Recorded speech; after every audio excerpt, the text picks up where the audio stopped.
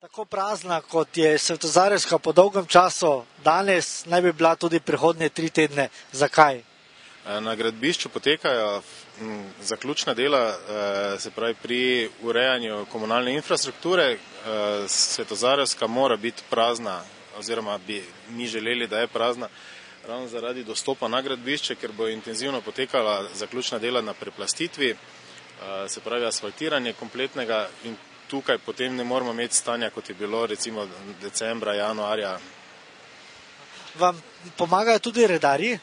Obrnili smo se na mestno redarsko službo z prošnjo, da pač pomagajo zagotoviti dostop do gradbišča in neovirano dostavo, se pravi kamionov, materijala. Zdaj mestna redarska služba je predčasno, se pravi za včerajšnjim dnem, začela izvajati to zaporo, ki je tako in tako že od meseca oktobra tukaj, v interesu tega, da se pač potem za naslednjim tednom to omogoči, pa kasneje še, ko bo mestna komunalna direkcija oziroma njen prometni urad obnavljal tunnel signalizacijo na Svetozarevski.